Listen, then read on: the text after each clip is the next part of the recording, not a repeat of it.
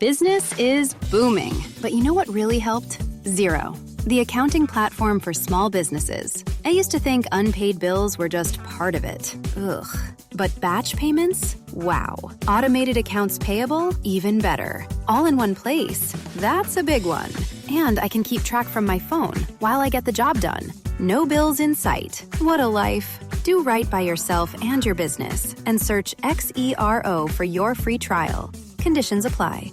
Business is booming, but you know what really helped? Xero, the accounting platform for small businesses. I used to think spreadsheets were just part of it. Ugh.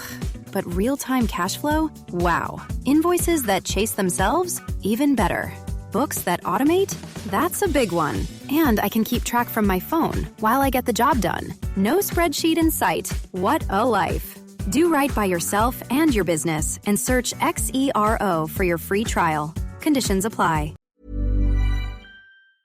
Blowing ad budget on metrics that look great till the CFO sees them? That's bull spend. And marketers are calling it out in Dashboard Confessions. I remember telling my boss, it'll be good for the brand, when leads were slow. Yeah, it wasn't. Cut the bull spend. LinkedIn lets you target by company, job title, and more. Advertise on LinkedIn. Spend $250 on your first campaign and get a $250 credit. Go to linkedin.com/campaign. Terms and conditions apply.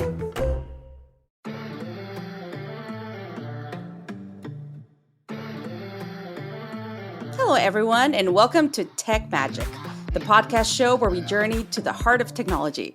I'm your host, Cathy Hackl. I'm a tech futurist and a gaming and tech executive, and I'm here to break down the latest innovations in tech, from fashion to space, to everything in between, including spiders. We talk about what might be a fad and what might be a future, and I'm usually joined by amazing co-hosts and amazing guests. And today, I have my amazing guest co-host, Lee Kebler, joining me back again. Lee, how you doing? I'm tired. You thought I was going to say great. No, I'm tired. I'm in Texas right now. I'm in Houston. We're at the Augmented Enterprise Summit that starts tomorrow. It should start when this goes live, or maybe the day after. So I don't know, maybe some listeners are actually going to be at the conference. So come say hi. Come say hi. That's interesting. And that one's focused mostly on the enterprise side. Yeah, it's AR, augment. Yeah, right? AR and AR for enterprise solutions. So come see us at the Invisible Thread booth. We're hanging out. Let's get a awesome. coffee. Well, and I think Houston, it makes sense for you to be in Houston just because I think they've held it there before. And then there's the oil and gas, there's a lot of industries in the enterprise side that have been using AR. I feel like you should be here though, because it's at the Houston Galleria, which I didn't know was like a mall. It's like Texas's largest mall. And so I walk out of the hotel and I'm in this mall and it's like Prada and Chanel and all of these high fashion brands that and I'm like, I'm not in the right place. I need to go find the Nike store in the Lids shop or something.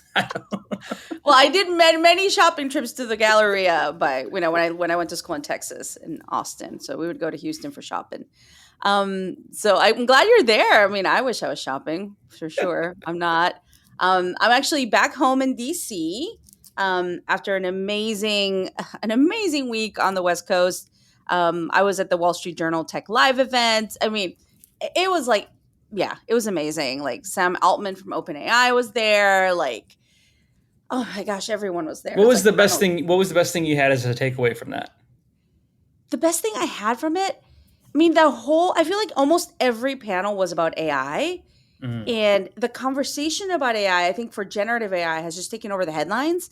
And I feel like people are really excited about it, but they're not connecting.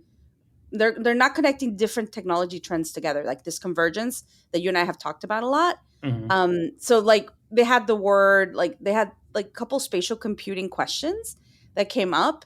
And I feel like everyone thinks spatial computing is only VR and AR. And I'm like, no, y'all, I'm working on making sure that people understand it's a lot broader. So one of my biggest takeaways is, yes, I think the tech world is obviously obsessed with generative AI, and rightfully so, because, it's definitely changed a lot of things. But I feel like we're not having a broader conversation about the convergence of technologies. But other than that, it was a great event. I mean, it was a great event. A lot of people there. a lot. This is what was interesting. A lot of talk about techno optimism and techno utopia around around the tech crowd, which I found interesting. What is that? What does that look like though? Like, because everyone, this is where you get the dystopia conversation, because Mhm. if everyone has their version of a utopia, no definition of a utopia, right, is synonymous for all parties, right? If it's a utopia for one person, it's a dystopia for another person somewhere else, right? Yeah. So how do you do that? What's that balance look like when you've got a bunch of like-minded individuals who are all focusing in like this narrow field of technology? I think for all those of us that work in tech, right? Like I said, we've been deep in the in tech space. I feel like we tend to be siloed, and we put like blinders in some sort. So the conversation around this type of AI utopia is usually like, oh, it's going to solve all cancers, or it's going to lead to more opportunities. But we still have to talk about, the potential issues of things that could Mhm. go wrong. And because you talk about something that could go wrong doesn't mean that you don't believe in the technology, or that you don't believe in the power for it to change lives, but you have to be realistic that there are potential dangers, right? There are Right. potential issues. This is interesting. Your question is really interesting because it comes at a time when just last week, Mark Andreessen, published this manifesto. I'm not sure if you saw it at all, on his techno optimism manifesto, and it's been making the rounds definitely in the tech space, and a lot of commentary. I don't know if you remember, a couple years ago he had written about software's eating the world, and that kind of bred a lot of conversation. This manifesto is a little bit different because it's very much in the line of what's called effective accelerationism, um, which is kind of the idea and the concept that we need to move forward with technology without any type of de-acceleration. So it's a complicated matter. Like, I don't feel like we should get into it today. Maybe you and I can have a conversation about it in the next episode, because it's really split the technology space. I definitely think that's an Yeah. episode, because I've got so many questions and we do not have a time. we have a different run sheet of things that we wanted to talk about today, but now you've piqued my interest. Well, yeah, I think you should definitely read it, and we could have a conversation about it, because I definitely, in the tech space, this manifesto from Andreessen has really split people, like, between the visions that he presents there, and how powerful he is as a VC in the tech space, and in the tech space in general, as a multi-billionaire. But also people that are like, well, it doesn't mean that because I think that there is some issue with some of these technologies, or that we should regulate them, that I am kind of wanting this not to happen. So yeah, I think there's some tension. There's some tension in the tech industry on visions of what this techno optimism could look like. But still very interesting to dig in. On the note of optimism, I will tell you, I had a fantastic weekend. I had my parents in town, and very lucky to have them here visiting. And I took them to two different concerts for Latin artists. So some people might not know them, but Luis Miguel, who's like a very famous Mexican artist, and then Carlos Vives, who's a very famous Colombian artist that made some type of regional Colombian music very popular. And it was just super fun. It was fun to go to a live event and enjoy the music, and have the experience. I will tell you, and I never noticed this before, at the Luis Miguel concert, I was kind of on the side, great seats, but I could see the singer, and he was singing from a teleprompter. I've never noticed that before in my life at any other concert. Do you know, like, do artists use teleprompters? I was like, is this really expensive karaoke? Like, For those who know me, my background, I've done my fair share of tours with a number of artists as a musician, or sometimes just as a tech, and it's more common than you think when you start getting into really large catalogs of music. Like, you couldn't expect Tony Bennett to remember every song you know what I mean? Like, yeah. sometimes you just get into these huge catalogs, and you go to certain areas, and if you have really good booking coordination, you know that like certain music does better, like certain songs were a hit here, or what demographic you're probably going to get a larger group of people for. So sometimes it's used for those kind of deeper cuts that you might not remember all the words for. But those screens are also there prevalently. I've never done a show without a screen there because it has a clock on it. So that's also being like, yo, this is how much time they paid for. This is the stage you're on, because it's just so involved about licensing rights and things like that, of like where you're playing and the venue and all of that. So most of those also contain a clock. So I don't know. I've seen it used for both. It was interesting because I've never seen a teleprompter. I mean, I come from I studied journalism in school and I was on TV for a while. I was like, oh my gosh, he's using a prompter. This feels like really expensive karaoke. But he does have, more than I think 20, 30 years of music, a music catalog that's immense. So I could understand why that would happen. So this actually leads us perfectly into the first story that we're going to discuss, whether it's fad or future, and it's kind of what's happening in the music industry specifically. And this is your world, right? Mm-hmm. Around artificial intelligence, right? The latest news was Universal Music Group suing Anthropic for use of music lyrics, right? Some you could write into one of their LLMs, into Claude, questions about a certain song, and it would spit back lyrics. So there's like a lot of stuff happening here in the music space. Lots of different lawsuits, both from, authors that, whose books, who are suing, whether it's OpenAI or different platforms, because they feel like, some of the language models have been trained with their books. In this case, it was music and lyrics specifically, which I thought was interesting. Mm-hmm. What are your thoughts? I mean, this is your world, like fashion's my space. Yeah. Yeah. From a music perspective, what do you think of this move? You want to know my honest answer won't make the labels that I've worked with happy, but I think that they're splitting hairs because someone has to make the argument first. Really, that's what it boils down to, is if you can make the argument first and confuse enough people to win, it becomes your win for the rest of time. Then it takes like an act of Congress to actually like change a law to like undo some of this stuff. So there's this need to set precedents early when it comes to any legal case that's never been proven. And hands down, that's exactly what's happening right now. Does anyone actually care if you can look up lyrics through an AI tool other than Google? I mean, I probably not. I'm sure somebody does, and someone's listening who's like, I'm a scab now. But like at the end of the day, that's just not, as a songwriter who has major writing credits, you can go look up my discography and figure out who I'm talking about. I don't care. And I'm the one who should, because I am the songwriter. But it's a need to set this precedence. The reason why I think this is a little bit of a reach is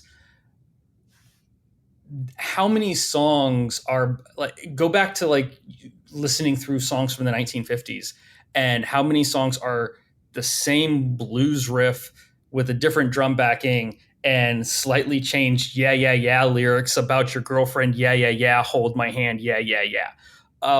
This is how many songs are about doing the twist, right? Like, let's just take something very, very narrow. Yeah. Right. And it's like you had Chubby Checkers, and then you had Twist again. It just keeps going and going and going. Right. And Twist and Shout. It just keeps going and going. So these derivative works, and there is an argument about derivative works where a derivative work does have copyright protection, but it only protects the copyright of the part of the work that was the originating, and then the work afterwards is a new copyright, right? So that's just kind of like a bit of very boring legalese, copyright 101. What I read through the articles, and I have my own questions of what it means to scrape and where's that data being held, I guess is kind of in there. But I grew up when I was in 7th, 8th, let's say 9th to 10th grade, and I'm learning to play the guitar, and I'm online downloading guitar tabs to learn how to play my favorite Blink 182 song. Just to date myself a little bit here. Yeah. Whose new album on tour again, by the way. I am so psyched for that, but that's a whole other conversation. As I was doing that, no one cared where these poorly written most of these guitar tablature websites weren't even accurate, or the words are slightly off. Yeah. so this isn't new. It's just a new tool that's doing it. And so really this goes back to what I was saying is like everyone is making an initial grab at settling a precedent so that it works in their benefit. Of course, it's going to be the major labels. If anyone thinks that it's the artists doing it, most of the artists don't even write these lyrics. So that's not them. And it's not really the songwriters like myself because no one emailed me. So I had nothing to say with it. This is a precedent grab. Yeah. And I think it's really interesting that it's the label, right? That is the one suing. That totally makes sense. Yeah. Yeah, but it's interesting though. It's like you said, it's not the artist, it's not the songwriter, it's the label, right? Because at the end of the day, for the label, their client is the artist, right? Like their ultimate client is, who's their ultimate client? Like give us spill some tea here. Their ultimate client is who's ever gonna pay them for the license. It's not the artist. The artist is the product. That's a good point. The artist is a human resource, right? Like they're just out there mining. So it could very well be an AI. Like they don't care as long as someone's going to pay for it, right? And that's been proven, right? We've seen labels experiment with the idea of what does an AI-driven artist look like. Okay, and now this does start getting interesting when those AI-driven artists start mimicking. And this goes to a different article that you sent later, right? Those AI artists start mimicking real people. And so now all of a sudden now you're getting into territory where the artist will care, the songwriter will care. So I don't know. I think I'm not surprised by any of it. I think precedent will get set one way or the other, and it will all get challenged for the next 5-10 years. And really what it's going to boil down to is better content ID. This gets very nerdy very quickly. Just better, for lack of a better term, but like better metadata on where this content's coming from and how it's getting utilized. Because there's an argument to be said that an AI could have, because as a musician, I can cover any song that I want, right? I could go and cover the entire Beatles discography if I'm willing to pay, I think it's the Harry Fox Agency still, but like the residual right to that, which I think is like 10 cents per the sale or something like that. So technically an AI could do that and they're done. Okay, that's fine. But that hasn't been challenged. It's just so Wild West right now. And that's the best place for the entertainment industry to be. Because that's where you get really creative new work. And innovation, like real creative work, real innovation. I mean, it's really interesting to see what's going to come off of this. I will tell you, like just having had these back-to-back live music experiences, and we're going to get into that because I was at the Sphere, but having back-to-back like live music experiences, I love just being around all these people, having a great time, singing. So like, in my mind, when I'm going through these concerts, I'm like, like right now, like as a human right now, like nothing replaces this. Like even when I do go to virtual concerts in VR, I have a great time and I enjoy it. And I've had a fantastic time in VR concerts, but I was there, like I was hugging my dad, like I was dancing with my dad. I was like there with my best friend. Like it was just, I don't know. And the vibe, the energy of just like the live experience. I don't know. We're still humans. This goes to my most bitter argument about AI. Like, it is, why in the world are we trying to leverage this amazing technology to replace things that we actually enjoy? Yeah, good point. I forever will not understand humanity for this being starting point. The fact that we took this and we're like, we're going to replace artists. Why? People like being artists. They like creating these things. We're going to replace writers. Why? People like writing stories. That's part of the human experience in general. If you want to do something useful, go replace my tax accountant.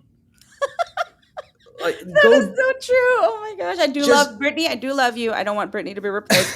She's my tax accountant. But yeah, I definitely agree. Like there is something magical about that artist being a human. And even for like a perspective of like, like Luis Miguel, like women love him. They're like in love with him. Like my mom, like I took her because my mom loves this artist. Right. And like, there's like, would you feel the same if it was an AI hologram up there? Like, I don't know. I don't think so.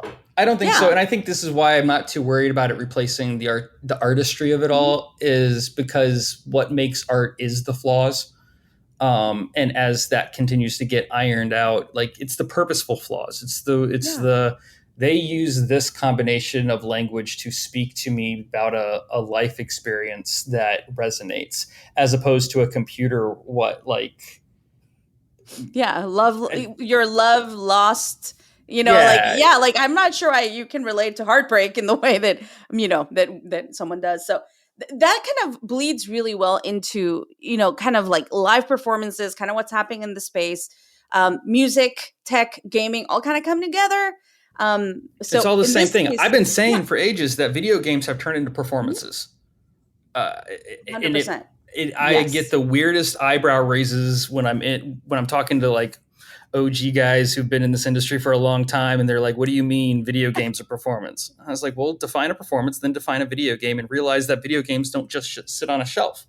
Yeah. Right? Like these are persistent experiences that you go with other people. And after I get off my soapbox, I at least have a handful of converts. They're like, "Whoa, video games are performance now." Mm-hmm. Yeah, they really are. It's a wild thing to think about, but it's going to take a lot of negotiation and litigation and creating new precedents, all boring legal arguments that I find interesting. So is it future or fad, like in your perspective? Like for me, I feel like these lawsuits will continue to continue. It's a bit of a fad, but it's a big part of the future, right? Because they're going to inform what happens in the future. So I'm kind of torn in between future and fad here. I think this is our future for a while. I think these legal art, because ultimately what it's doing is it's staving off the demise of the major labels. And I don't know if there's a world where that's just not inevitable. It's just about how long can they prolong that from happening. And that's going until they're gone. We're going to continue to see lawsuits after lawsuits because that's ultimately what these major labels do. And I'm not saying there's anything wrong with that. I've worked with major labels that I've adored. But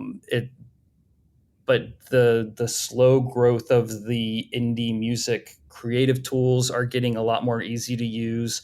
Most major songs were created on MacBook Pro. The MacBook Pro is more important piece of studio gear than any audio equipment in any major recording studio in the world. Whoa, that's a big statement right there, Lee. But it's true. Like the MacBook Pro has done more for the music industry in any other piece of tech in the last 20 years. Woo, that's a big statement. I'm sure if we're going to get some emails about that, maybe. That's fine. You can find me. So moving from that into live performances and kind of what's happening at one of the world's biggest stages in the world, the Sphere, right? And I'll kind of just give everyone a little bit of information on why we're going to talk about the Sphere beyond the fact that it launched. This past weekend, it was TwitchCon in Las Vegas. Thousands of people were in town for TwitchCon. The giant sphere, which is a spherical structure that's been built in Vegas, there's going to be others built around the world, had actually ads for Xbox. And it was Xbox and Sony. So Xbox and PlayStation put out ads, giant ads, because this is a giant spherical structure during TwitchCon, because all the gamers were in town. And it was really exciting to see that. Like I was at the Sphere, as you know, Lee, for opening day, and U2 is performing there. What do you think of like these studios using this as an advertising platform? I mean, I think that's exactly what it was created to do. Mm-hmm. It's a massive LED. You can't say billboard because it's not flat. It's a sphere. It's a massive LED right? It's sphere. A spherical structure. So I think that I've seen it be used for really creative, interesting art. But if anyone thought that it wasn't going to be used as an advertising device, then they're just way more optimistic than I am. I'm not even saying it's a bad thing. I saw the Xbox logo looked incredible because it fits to the sphere shape. It totally makes sense. You got a bunch of logos that fit into that design I'm not at all surprised to see it. And especially when it connects to something like TwitchCon or something like that, where it just makes logical sense. I think we're going to see that over and over and over again. That's got to be baked into the business acumen of the actual location, I would think. Well, I think with the Formula One race, you're going to see things there, like CES, which happens in Vegas in January. You're going to see things on the Sphere.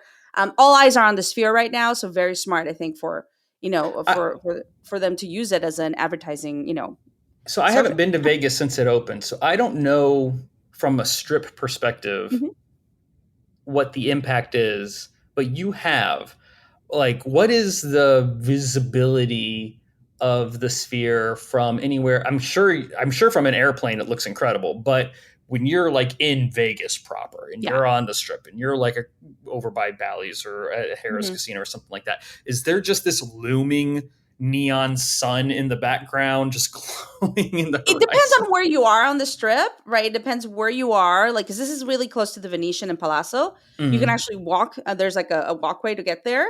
So I wouldn't say like if you're on the Strip you would see it. It depends, but it is pretty visible. Like if you're in an Uber driving somewhere, you're gonna see it. It's pretty massive, and I feel like it's even become a tourist destination of sorts. Oh, totally. Like people will walk to see the Sphere, right? So that's another thing. I feel bad for whoever gets like the Sphere side of the hotel's like room they pay for some high rise, and they're like, wow, these blackout curtains are just not strong enough for this big old glowing eyeball. But you know what? I think people are asking for those rooms. They want the rooms where you can see the Sphere, right? Because the Sphere is a show in itself, right? It's a performance. So That's true. Inside and out. Right? So I think like I was disappointed when I checked into my hotel room and I couldn't see the Sphere. I was like, oh, well, I'm going to go anyway, but I was like, okay, I got a view of the other side. But anyway, but the venue per se has, captured the headlines. A lot of people talking about it because it is a giant Sphere. It has amazing audio. It has about, I think 10,000 of the seats have haptics and different kind of elements. Oh, I didn't know about that. That's interesting. Yeah.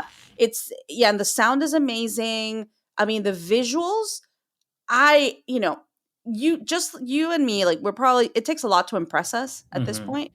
I literally, during one of the U2's performances, I literally almost cried because the content, pretty much the Sphere started to get filled with code, and then it expanded and went all the way up to the top. And then, I don't know, it just seemed beautiful. It seemed like a virtual experience coming into the physical world in a way I've never seen without having to wear a device.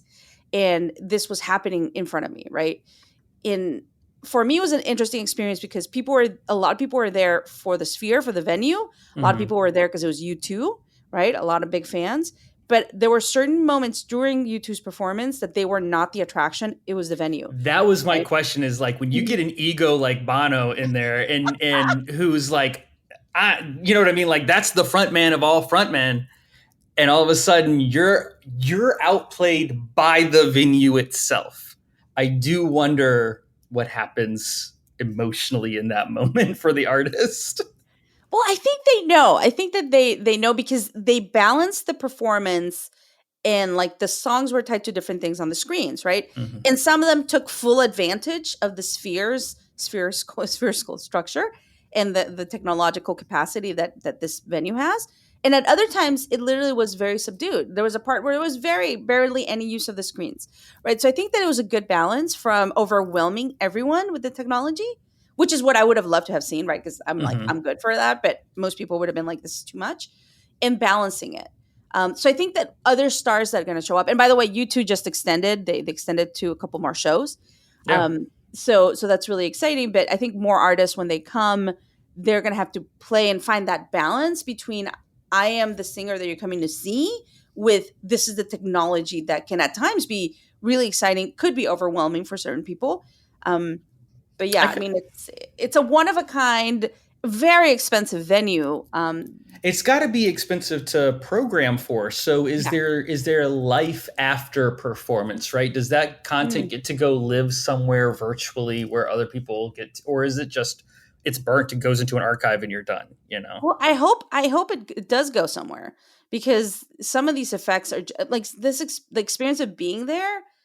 I don't know how to that's exactly what I'm thinking, because yeah. I'm seeing the move of like where augmented reality is going, and I'm like, this is content that you can repurpose and take home with you, right? You could you could eventually maybe use the Vision Pro, like find a way to put it in your living room and have the experience. When I was in there, because it's a sphere, I kept thinking about the 360 cameras. Do you remember the Nokia one that was like a round one, like very 30K back in the day? I don't know how, it was really expensive camera, and it was round and it had all the cameras and everything. And I felt like in some ways, if I was sitting in the middle of that venue, if I wore that camera, I could capture this experience in a way that would just make sense. I don't know how to explain it. That does make sense. I remember that camera. So yeah. But all that content's there. My Quest 3 came in, and I was playing with the AR demo that like shipped with it, and it was mind-blowingly good. It does such a good job of like curating the experience to your surroundings in a way that I was beyond even my own imagination, and as someone who's been in this industry for a long time. So I'm thinking of like the sphere content, and now really understanding like, you could take like 180 degrees of that in a Vision Pro and have an experience that I think people would actually pay for when they go home, right? Because you can't take it with you right now. Once it's over, it's over. Like it's going to be over, because there's lots of other, I'm sure there's a long list of artists trying to get in there. Like this is all eyes are on the sphere. So to that point, fad or future, what's your take? Oh, it's so hard. I said earlier that Vegas is fadulous because they just are like fad in Vegas. Like they just pump through the fad.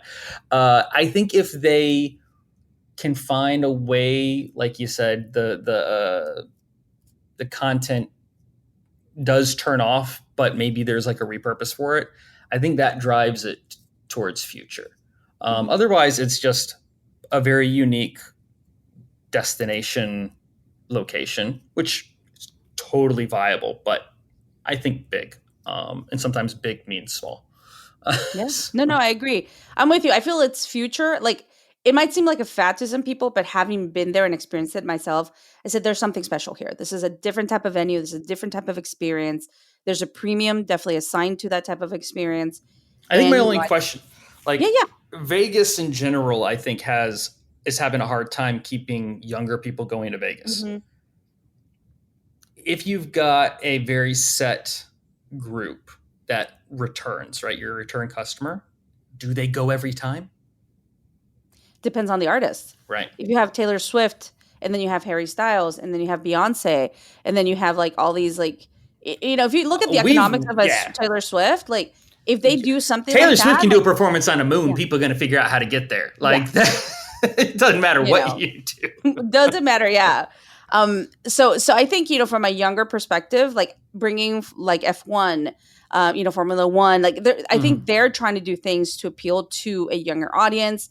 I think, starting to see more hotels that do not have casinos and are non-smoking, another way to attract, generation that might not be interested in some of that. Is there a casino attached to the Sphere? Well, the Venetian and the Palazzo. Yeah, but not in the actual Sphere building. But not in the itself. actual Sphere. No. The actual Sphere is the non-smoking venue. But yeah, for me, it's future in the sense that you're going to see, obviously more of these being built, other people venturing into these types of more immersive venues. I think we're going to see different iterations, different flavors, right, of what this is going to become. So yeah, that's very, very interesting to see how it all develops. My hope is that, and these venues are very expensive, obviously, to build and create. My hope is that it's also going to allow us to potentially have some of these more immersive experiences, maybe in the Vision Pro or Meta Quest 3, that we're going to be able to capture and live again once that residency is done, right? That's exactly what I'm thinking. If they do that, then I think you've got a long, healthy future behind that building. Yeah, so it's exciting. And that kind of leads us really well into our next one, about Apple and AI, right? There's news from Bloomberg and different media talking about how Apple is playing catch up on AI, on generative AI specifically. And you've probably noticed this, Lee, like when you had, the June 5th WWDC, which is their developers conference, and the last Apple event where they launched the new iPhone. They don't talk about artificial intelligence per se. They'll say machine learning. They'll talk about different words, neural networks. So it's really interesting to read an article saying that they're playing catch up. Because to me personally, and I've always said this, they've always been playing with AI. They just haven't been saying AI every other word. And for me, their device, the Apple Vision Pro, is in essence part of their AI play. Like, you cannot have spatial computing without AI.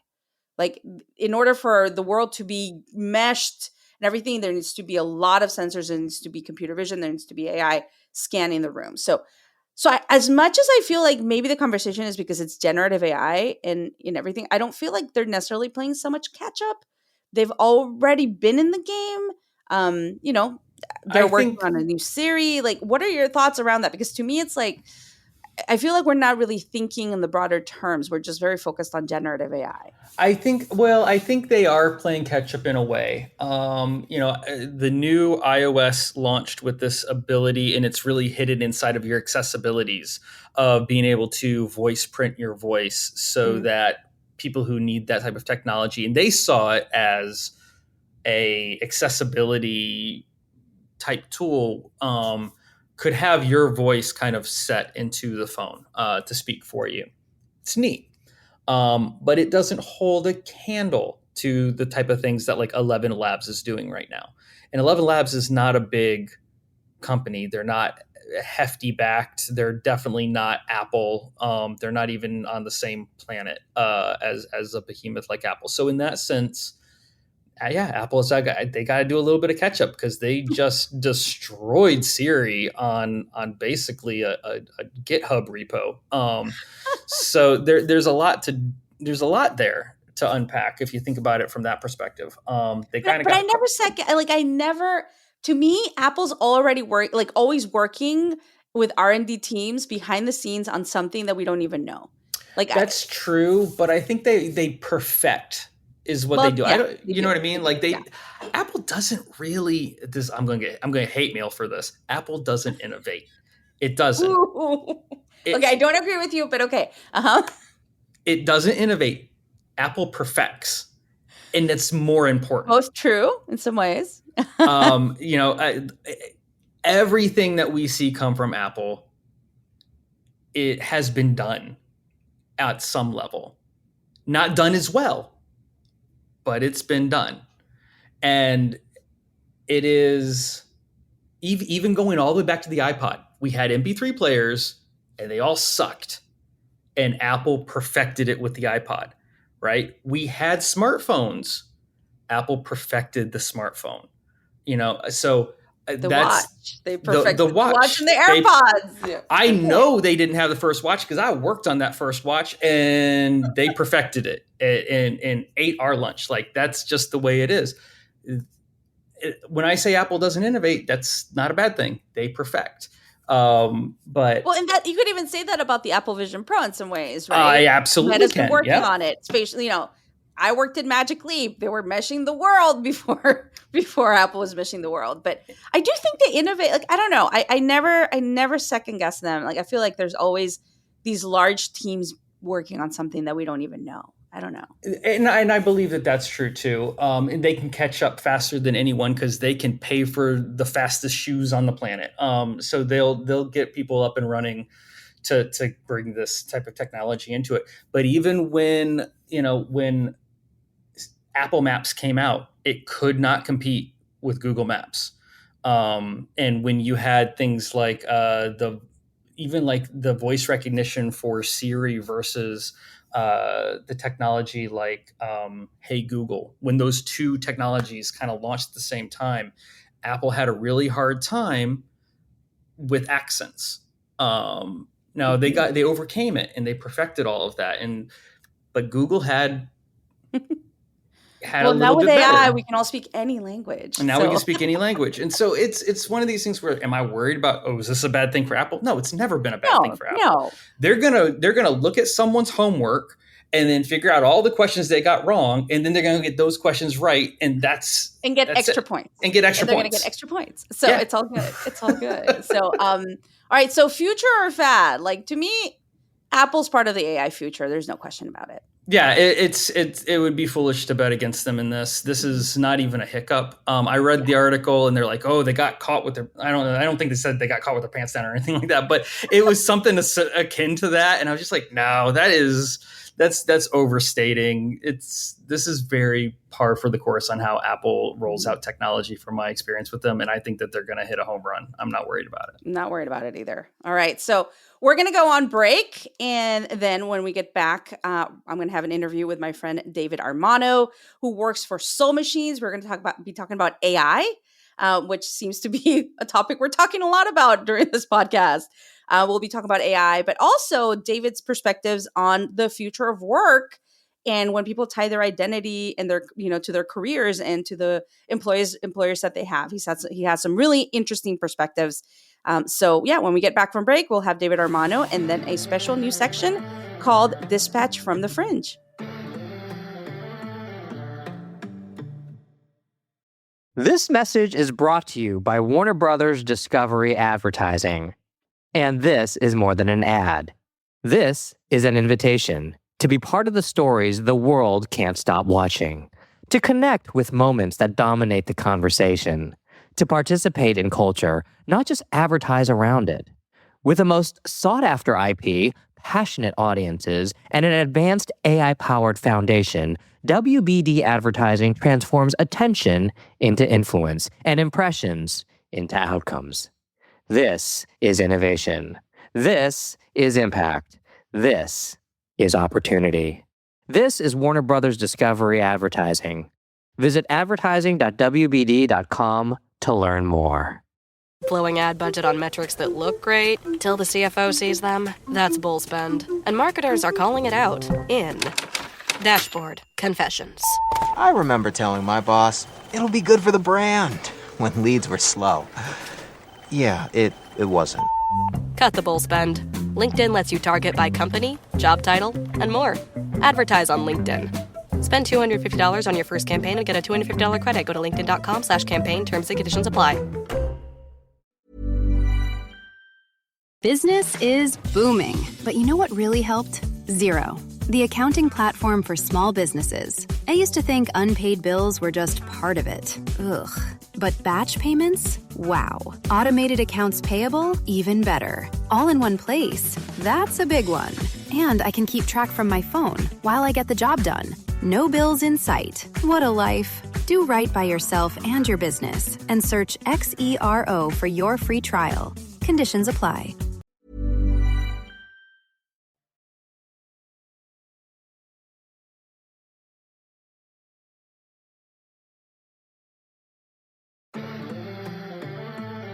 David Armano, welcome to Tech Magic. Good morning, Cathy. Thank you for having me. And by the way, the band music just started right on cue. I can't hear it, so it's fine. Okay. But if we get some extra sound in the background, that's totally fine. It'll just add to the flair of the interview. So I love it. So David, you and I have known each other for quite a while now. It's been a while. We're both Adobe insiders. Yep. We're part of a group of business people that are very connected to Adobe and some of the things that they're doing with their tech and their products. But other than knowing each other from Adobe insiders, I want people to kind of know some of the things that you're doing. So just for way of background, for people to get to know you, that, a lot of people do know you, but whoever doesn't that's listening to this, just give us a little bit of, who is David Armano? What are you doing right now? And we'll get into it. Okay. Well, first of all, I feel very fortunate that there's even interest to talk to me. I feel like at this point in my career, it's not like I'm in my 30s talking about social media. So much time has passed. So I feel like it's an honor that there's even still interest in things that I'm doing. But I'm a combination of a couple different things at the core. I'm a marketing communications person. I'm very deeply involved. I always have been deeply involved in technology. My career path has followed every major innovation in technology since, when I moved to Chicago, which is my first from New York. which was my first job in technology, it was when the World Wide Web was just starting. And there's always been a technology component to everything I've done. But at the core, I'm a strategist, I'm a marketer, and my foundation was built as a designer. And I still consider myself a sort of design thinker, at least in terms of how I approach things. Well, you're definitely a brilliant thinker. You and I have had really interesting conversations, and I absolutely love the content you post on LinkedIn. So that's one of the reasons I reached out to you. I was like, oh my gosh, we need to talk about a lot of these things. So let's get into it. Right now, you're actually working in AI technology, which is like the place to be. That's what everyone wants to talk about. What was your path to get there? Obviously, because it's a non-traditional path to get to where you are. Yeah, I started. So it's been almost 2 years now. And when I started, this was significantly pre generative AI days, right? So when I started, what caught my attention with Soul Machines, which is the company I currently work at now, it is essentially interactive AI avatars. At that point, the field that we were in, you know something about this field, conversational AI, there was AI aspects of it, but it is not the AI that we know today in terms of large language models. But what appealed to me was you could see the opportunity even back then that the way that we would interact with technology was sort of on the cusp of changing. And obviously things like voice assistants were in that same space, right? In this conversational AI space. The attraction for me was I sort of thought I was going back to my roots in a way with these CGI-based avatars. When I went to design school, my major was computer graphics, and CGI was one of the courses that I took. So I thought, oh, this is really interesting. I think AI is poised to transform the customer experience. This CGI AI avatar space is super interesting.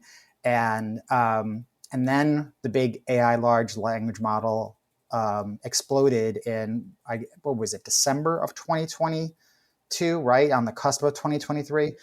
And everything changed, including our business. Now the products do connect to large language models, obviously ChatGPT, but what I'm really excited about is that you can see how businesses will be creating their own large language models.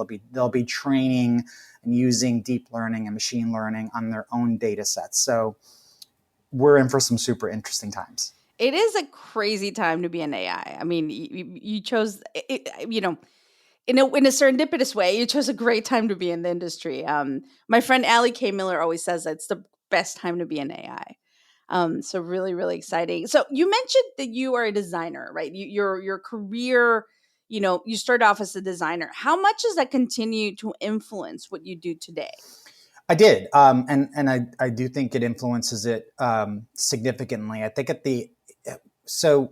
the core, we all have to define what we think design is, and I've always defined it as an act of intention.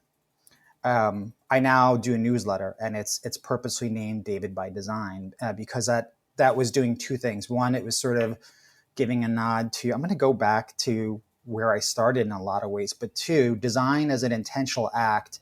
One of the sort of post-COVID things for me was to live my life more intentionally. I'm being way more selective in who comes close in my inner circle and the kinds of things that I take on, the kinds of people I surround myself with, all the above. So in terms of where I started in design, I started as a visual designer, but I feel like I got two educations in design. One was in visual design and computer-aided design, but then in the first 6 years of my career, or first maybe 10 years of my career, I've really learned the foundation of what is now called user experience design, or UX. And at the end of the day, I think UX design, which now more broadly is customer experience design, is solving problems, right? And being user or customer centric. And I try to do that, even though sometimes I'm more involved in the strategy aspect now. I think one distinction is I go back to my designer DNA in terms that I like to see the strategy through, because it's when the strategy is out when it's deployed that you get your most valuable insight, so you can refine your strategy and refine your deployment. That could be a marketing campaign, that could be a product, that could be a technology. So that's how I would summarize that. Well, in talking about that, when you're designing strategy, right? when you're thinking about designing strategy, what is your, I don't want you to give us a secret sauce, but like, what is one of the biggest piece of advice or the most important piece of advice you're giving any company or brand as they think about AI and you're working with them to design that strategy and how to deploy, soul machines? So what is something, or maybe one piece of advice or something that a lot of people get wrong? Something, just some Yeah, tidbit that someone can walk away with. it's been largely unchanged. There's a lot of lip service paid to into things like being user centric, customer centric, people centric. Whatever you want to call it. Whether you call yourself a strategist, a designer, a marketer, even, you have to be audience, user, customer, whatever label you want to give them, you have to be that voice. Because at the end of the day, if your campaign, if your product, whatever it is not providing value to that person at the other end of your product or screen or whatever it is, so that's the key. And in the corporate world, whether you're at a startup or a large organization, you're constantly navigating different disciplines, different stakeholders, different power structures, different hierarchies, and you have to advocate and push for those voices, because that is how things become successful. I love that. That's great. I want to kind of change gears a little bit, right? I want to talk a little bit about some of the content that you're putting out there, the things that you're talking about. That I love the AI conversation, and everything. But you're also talking a lot about the future of work, right? And I think a lot of people right now are going through, they've been impacted, right, by layoffs, by changes, by a lot of things that are happening right now in the workspace. But what can you share with us? What insight can you give us into how we'll be working in the future, both from an AI perspective? Definitely, we can tackle that, but also in general, as careers change, as the work environment changes. What are some of your perspectives on that? Yeah, I think it's really good to reflect on COVID more broadly as a great accelerator. And it's accelerated many things. It's accelerated things like e-commerce, different business models that we use more of now. And it's really accelerated, I think, trends in the workplace that have been percolating for some time, that are now sort of almost 10 years into the future, compressed into sort of 2 years. One of those macro trends is just the sense of, what COVID did was really, I think, get people to grapple with what work meant to them in their lives, because it forced them to slow down. So you have a lot of people of different generations actually thinking about, one of the things I wrote about, Cathy, I know you read it, was sort of how I used to really intertwine my personal identity with they were one thing. And my personal identity was really built on the place that I was working. I myself was laid off during COVID.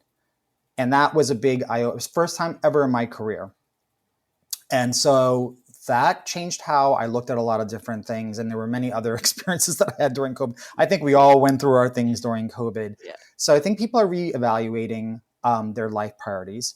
Another macro trend is you have now 4 generations in the workplace. This is phenomenal. This is one of the reasons why the remote work conversation is super complex, because it is true. A lot of Gen Zers, being in the workplace, if you're just coming in, you do get a lot of advantages, but you also have, I love the phrase geriatric millennials, right? Mm-hmm. So these are your older millennials. They have families now. A lot of them feel like they put their. I'm an older millennial, so I guess I'm you part would of be a geriatric millennial.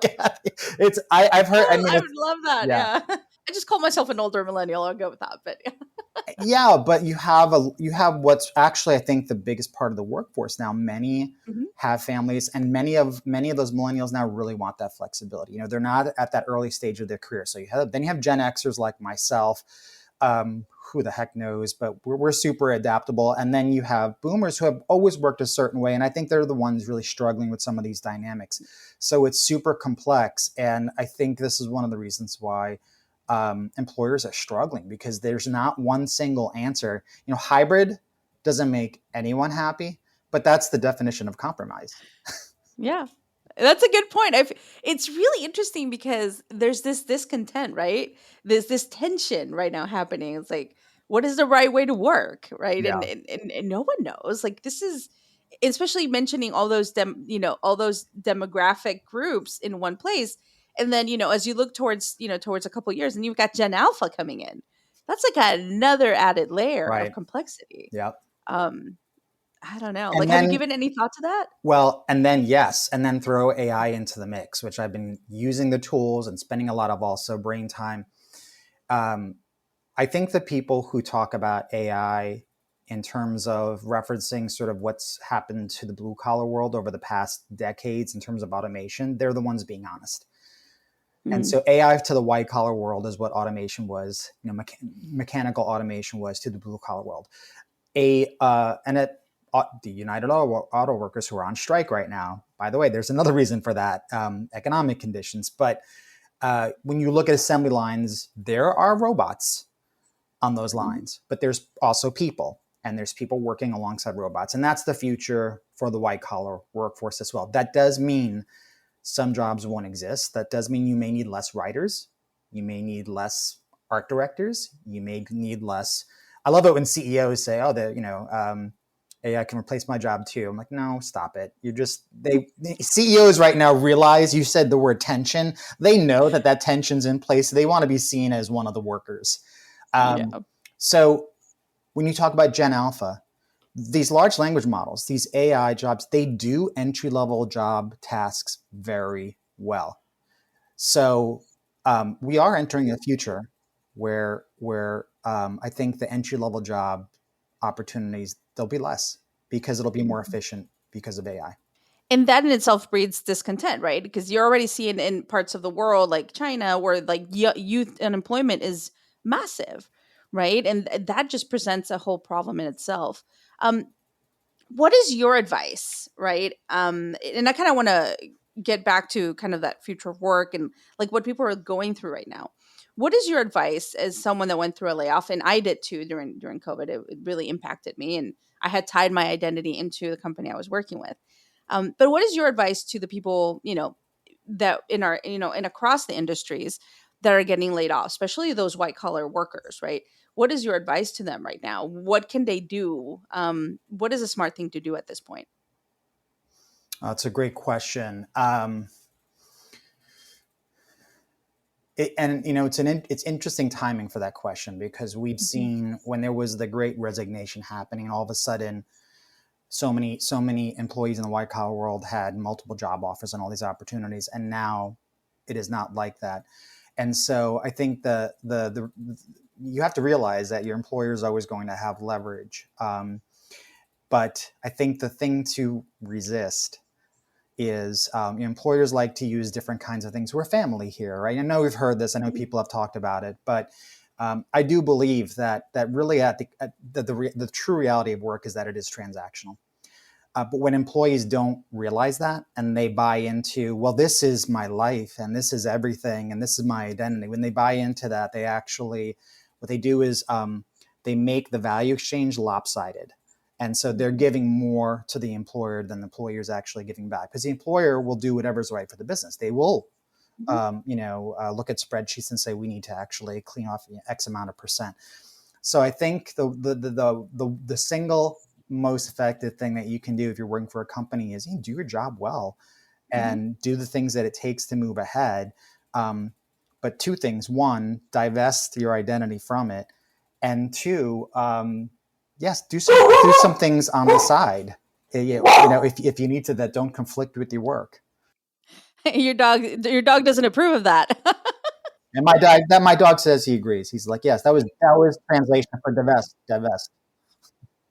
Well, that's part of like the new hybrid model. We're all working from home at times and everything. So it's part of the reality where we live in. I kind of want to, talk a little bit more from a personal perspective. Like, what are some of the things that you're thinking about outside of tech and work that are adding magic to your life? Because at the end of the day, this is tech magic, and we've already talked tech, we've talked work. Like, what other things are adding magic to your life right now? This is going to sound really, I don't know, basic. I mean, so you just heard one of them. We have 2 dogs, both rescues. What is the gift of dogs is that they are reminders of the important things in life. They are constantly, Cathy, you and I are immersed in technology. Okay. One of the biggest detriments of that is presence. If you're in the metaverse, I mean, we've actually been in the metaverse for the moment mobile entered our lives, right? Where like our attention is constantly in other places. Our mind is in other places. Dogs just live in the present. And so something that I've been doing that's been kind of magical, there was an article that talked about, I forgot the phrase that they use, like quiet walking. And I realized, I listen to podcasts during my walk. And I thought, you know what, I'm going to just not listen to anything when I walk anymore. And that sounds super straightforward and kind of obvious. It's been so helpful to just unwind that habit. I still like podcasts. I'll listen to them, but not when I'm walking my dogs. Yep, here comes the inspector. Perfect timing. Both dogs are going to be going crazy. Both dogs are going to go on a quiet walk. Well, just to wrap up, where can people connect with you, find you? Where do you share your content? Just let people know where they can find you. DavidArmano.me or LinkedIn. Yeah, and then your newsletter? David by Design. David by Design. Correct. All right, awesome. Well, we'll let you and your pups go on your quiet walk. Thanks for joining us for Tech Magic. Thanks so much, Cathy.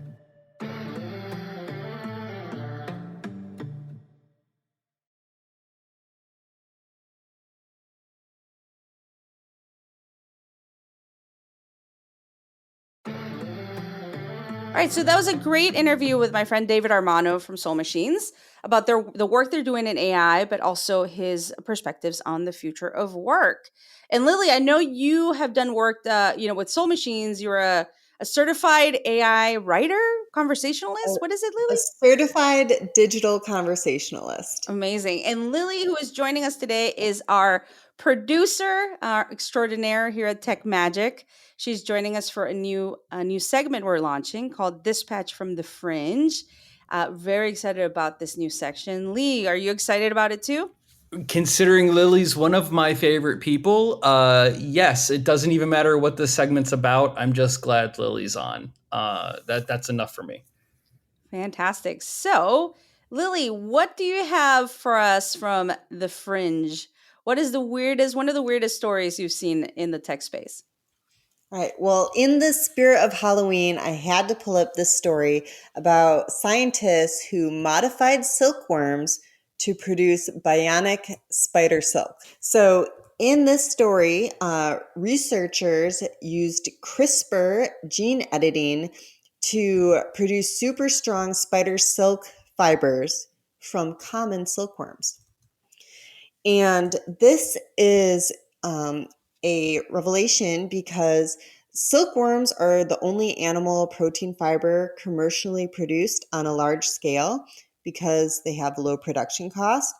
But the problem is their silk is restricted in industries like the textile industry because of its limited mechanical performance. So spider silk is much stronger, and using this gene editing, the spider silk fibers have a higher tensile strength than nylon, and they surpass Kevlar's toughness 6-fold. So in an article from Technology Networks about this research, they say that, quote, these findings could help pave the way for spider silk's commercialization, ending the current reliance on less sustainable synthetic fibers. That's awesome, Lily. And this is like a Spider-Man kind of situation, right? Yes, I'm pretty sure this is what he uses. So why it's important again is the sustainability around it. So right now, around 60% of clothing is made from synthetic fiber.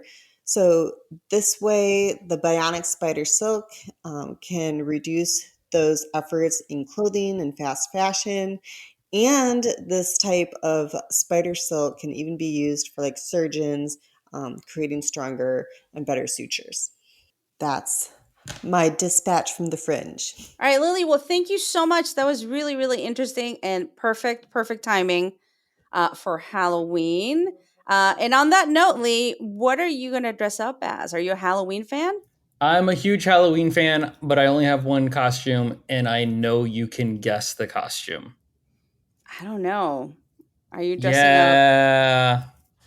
Oh, you know what? I think I know. I know one of your favorite movies is Back to the Future, too. Yep, it is. It is 100%. Yes, I have. So are you going to be Doc or are you going to be Marty McFly?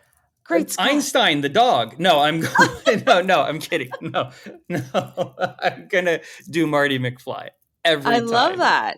So do you have like lace ups, like Nikes, like automatic lace up Nikes, or like? I got the next best thing. I got a pair of. They did this like limited run at Nike of like LeBron James high tops as his basketball shoe, and they look a lot like the Nike mags, and they're in the same color and all of that. So I use those. I don't have the auto laces that they released a couple of years ago because those are like $80,000, and no, so I don't have them. I love that. What about Beanie? Does your dog get a costume too? Beanie always gets a costume. Last year, Beanie went as the most adorable Dimmadog from Stranger Things you've ever seen. And then this year, she's this cute white little fluff ball of a dog, and we're just going to put, and her name's Beanie. And so we're just putting the heart tie toy tag from Beanie Babies on her collar, and she's just going as a Beanie Baby. I love that. We have better costumes for our dog than we do for ourselves, hands down. We're just like way more creative when it comes to our pets. That's awesome. Well, I'm going to be a zombie cheerleader, not by choice. I just happen to be chaperoning a dance at my kid's school, which is a fundraiser for the cheer team. So I had no vote or say on this zombie cheerleader costume, but that's what I'm going to be. My kids are all dressing up in, things that they like. And I'm also going to be taking my son to watch the new Five Nights at Freddy's movie. Huge. So very excited. I know there's a lot of people in the gaming industry excited about it. I've been kind of diving deep into the lore of this indie video game turned movie that's coming, Five Nights at Freddy's and all that. So very thrilled about that. Are you going to go see that at all? We'll see. I want to see what the reviews come back on. I'm not a big Five Nights at Freddy's fan. It's not been my apparently. It's not been my game. I know it's been it's a hot trend. It's as hot as any. I don't know. Horror, is it a horror trend? I don't know if I consider it. It's PG-13 horror. So they're doing some interesting work with like shadow work for some of the scenes that are like not. Yeah. But I will tell you this, like my kids, like the 8th grade chat and the 6th grade chat, they're all talking about FNAF. It's like they're talking about the dance, but also FNAF. It's popular. Yeah, it is the trend. I want to know what you think after you see it. Tell me.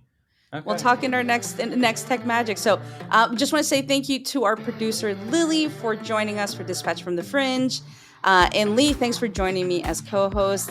Thanks everyone for listening to Tech Magic. We hope you will subscribe and review our podcast. We are thrilled with how much people are loving the podcast and the feedback we're getting. Send us an email, send us comments. Let us know what you want us to talk about, what we can, what topics we can talk about. And if you come across any interesting, weird technology stories, we'd love to hear about those as well. Thank you, Lily. And if I said something to make an Apple fanboy angry in the previous segment, it's junk at Tech Magic. And on that note, thank you so much, everyone. We'll see you next week for more Tech Magic. Blowing ad budget on metrics that look great till the CFO sees them? That's bull spend. And marketers are calling it out in Dashboard Confessions. I remember telling my boss, it'll be good for the brand, when leads were slow. Yeah, it wasn't. Cut the bull spend. LinkedIn lets you target by company, job title, and more. Advertise on LinkedIn. Spend $250 on your first campaign and get a $250 credit. Go to linkedin.com/campaign. Terms and conditions apply. Business is booming. But you know what really helped? Xero, the accounting platform for small businesses. I used to think spreadsheets were just part of it. Ugh. But real-time cash flow? Wow. Invoices that chase themselves? Even better. Books that automate? That's a big one. And I can keep track from my phone while I get the job done. No spreadsheet in sight. What a life. Do right by yourself and your business and search XERO for your free trial. Conditions apply. Business is booming, but you know what really helped? Xero, the accounting platform for small businesses. I used to think unpaid bills were just part of it. Ugh. But batch payments? Wow.